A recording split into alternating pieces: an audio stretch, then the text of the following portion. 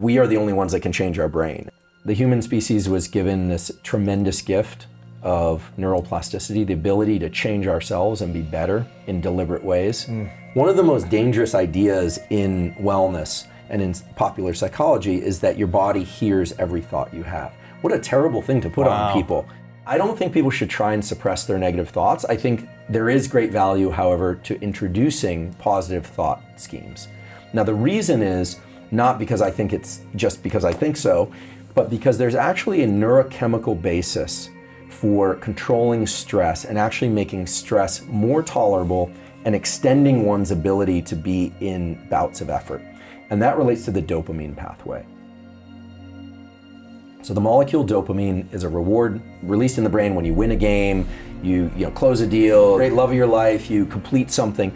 But most of our dopamine release is not from achieving goals. It's actually released when we are en route to our goals, where we're in pursuit of our goals, and we think we're on the right path. Growth mindset, which is the academic discovery and laboratory discovery of my colleague Carol Dweck at Stanford. The hallmark of growth mindset, one is I'm not where I want to be now, but I'm capable of getting there eventually. The other is to attach a sense of reward to the effort process itself. And if you look at true high performers, people that are consistently good at what they do, they don't peak and go through the postpartum depression and crash and come back, and their life is a cycle of ups and downs, but really people who are on that upward trajectory consistently, those people attach dopamine to the effort process. Let's say somebody right now is financially back on their heels and they're setting up a new business, for instance, and it's hard. If they can take a few moments or minutes each day to reflect on the fact that the effort process is allowing them to climb out of their hole potentially, that it's giving them an opportunity, that it's somehow they are on the right path, or if they're not in movement along that path, or at least oriented on the right path, if they can reward that process internally, two things happen. First of all, the brain circuits that are associated with building subjective rewards and dopamine get stronger, so you get better at that process. And second, and most importantly, dopamine has an amazing ability to buffer adrenaline and buffer epinephrine. If we were going to break this down really concrete, we'd say adrenaline and epinephrine are about effort, just effort, with no subjective label on them, good or bad, effort. Whether or not it's stress or you're pursuing something you want to do, it's exerting effort. Dopamine is about reward, but more so about motivation and pursuit of rewards. And then we'll get to it in a little bit, but serotonin is a different source of reward, but it comes from more relaxed states, and it resets the whole system, and it's associated with things like sleep and gratitude and meditation, and especially gratitude. And then just, I guess, to round this out, the cortisol system is more of a longer term stress. Yeah. Every time you put in effort, if I were to keep it in the business context, every time you write that email, every time you, let's say it's a person who's a craftsman or a craftswoman, every time you're working in the shop and doing that, every bit of effort, you're taking a little bit of money out of this epinephrine account. You're spending epinephrine. At some point, those levels of epinephrine get high enough that you feel like quitting. Now, dopamine is able to push back on that epinephrine and give you, anyone, the feeling that you could continue, and maybe even the feeling that you want to continue. And you've seen this actually, football is a good example. Two teams play, say the Super Bowl. Both teams are max effort the entire time. Yeah. Max effort. The team that wins suddenly, in a moment, has the energy to jump all over the place, party for days. And that wasn't glycogen or stored energy of any kind, except it was neural energy. And what happened was, effort is this adrenaline. Eventually, people quit. They just quit. The dopamine is able to suppress that. And so then you're expending effort, but you're doing it from a place of feeling like you have energy for it. The first step in learning to attach dopamine to the effort process, which is the key operation in order to succeed, is to be very careful about how much you focus on the end goal.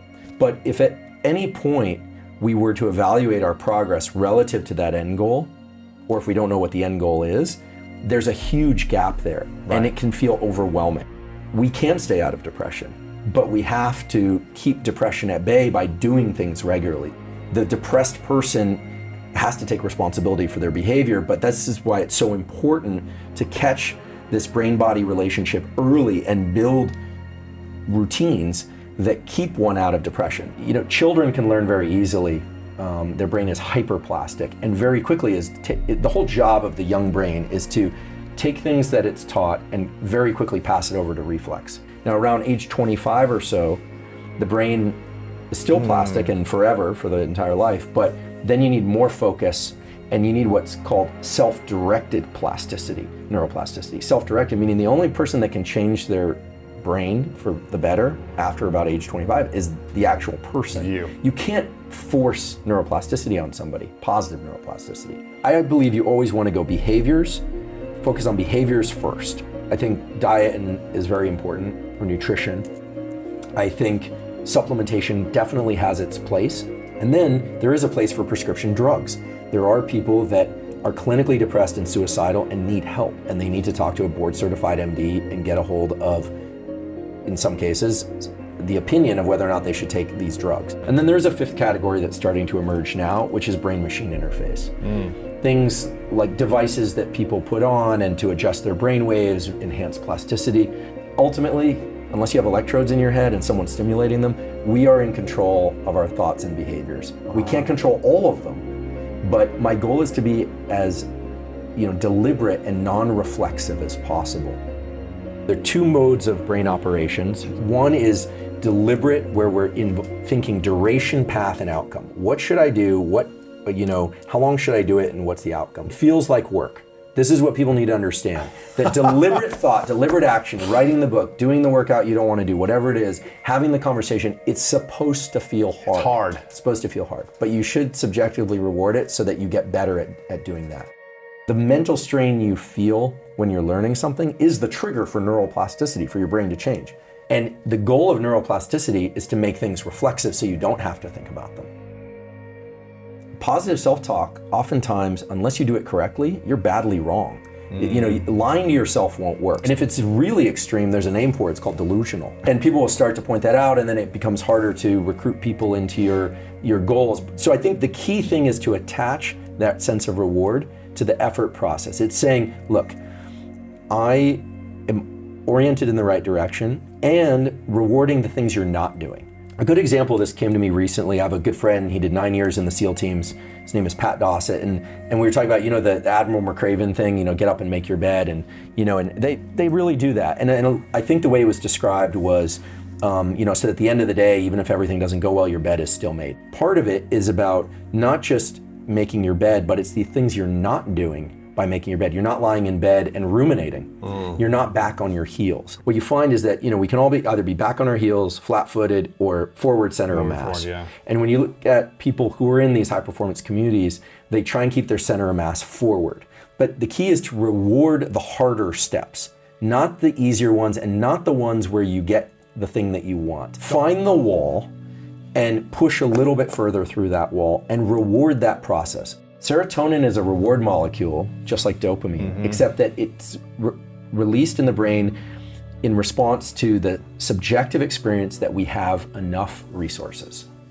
So when we eat a big meal, or we enjoy, even better, when we enjoy a meal with friends or family, and it just feels like one of those incredible evenings, you're reset. It's that feeling of being reset. Has an antidepressive effect. If you hold your child or a partner that you love, or your dog, if you love your dog, there's this feeling of having enough. And so whereas dopamine is really the molecule that makes us look at things outside the boundaries of our skin, like to be in pursuit of things, it really is the pursuit motivation molecule. Serotonin is really about feeling like we have enough in our immediate environment. Unless that serotonin box is checked off periodically, we cannot lean back into the dopamine outward pursuit process for very long. I know gratitude gets a lot of discussion nowadays, but it has been shown to increase levels of serotonin in the brain. It resets the system so that you can be in pursuit. Doesn't mean I'm grateful for every opportunity or everything that comes my way. I have to be conscious of it, but I think a deliberate practice of relishing or enjoying what we have is so powerful. So imagine it's your last day on earth. For whatever reason, you've got to take all of your work with you. But you got a pen and a piece of paper and you get to write down 3 things you know to be true about your entire life and the lessons you've learned that you would share with the world. I call it the 3 truths. So okay. What would you say are your 3 truths? The first one I'm going to poach from the Oracle, which is know thyself. I do believe that through whatever exploration, whether or not it's therapy, meditation, religious, exercise, all of the above, I think people should explore what, sort of how they're showing up in the world. Yeah. The second one is, I do think there's a core set of operations about the way we work that are important. You can imagine 3 boxes. It's like a 3-box diagram. And in the first one, it would say wish, and there's an arrow. Next to it, it would say anxiety, and then there'd be an arrow, and then the last one would say defense. Typically, we have a wish. It creates some anxiety in us, and then we get into some reflexive defensive behavior. For some people, that's addiction. For some people, that's rabid ambition to the point of neglecting things, whatever the defense is. And I think our job is to intervene between anxiety and defense, or at least come up with defenses that serve humanity, so that we're giving as opposed to destroying. Yes. Right? And then for the last one, a couple days ago, I might not have said this, but I had an experience that leads me to say, I think, have fun. Yeah. Because it's the ultimate reset.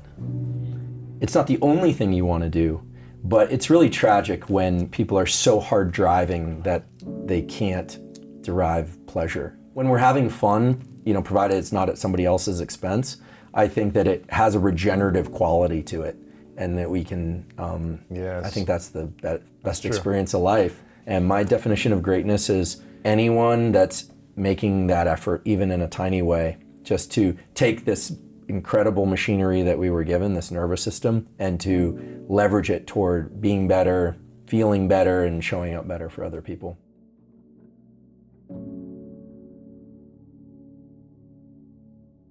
But we call you leader not because you have the rank, we call you leader because you took the risk to trust first.